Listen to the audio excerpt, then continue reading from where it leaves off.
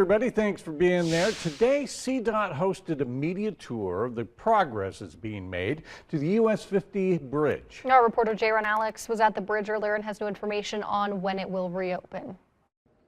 The closure of the Highway 50 Middle Bridge has been a disruption for many communities on the western slope, especially for people living around Montrose and Gunnison. The bridge is a vital roadway for emergency services, commerce, and just getting from point A to point B.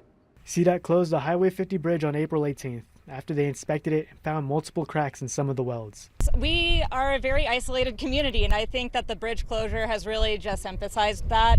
The plan now for CDOT is to fix the bridge with a two-phase plan, which focuses on critical repairs and long-term repairs. We've been working hard to not only complete the inspection of the bridge, also do improvements on some of the county roads and get ready for the repair that we're getting ready to do here. The first phase of repairs focuses on critical areas like the central bridge spans.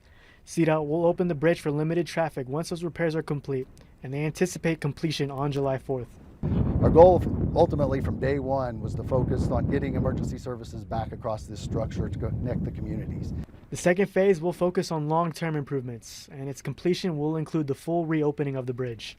And that is the outcome that many in the area have been working for since the bridge closed. As a community, we're pretty resilient. We have a lot of practice in working together and bringing a lot of stakeholders together to solve complex problems, and so that is what we have been doing.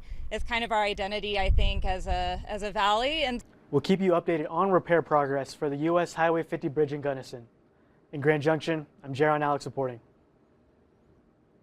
And like J-Ron just said, the first phase should be completed by July 4th, and then the bridge will open to just limited traffic. Long-term repairs should be completed around September to October, and we'll see the bridge fully opened that time.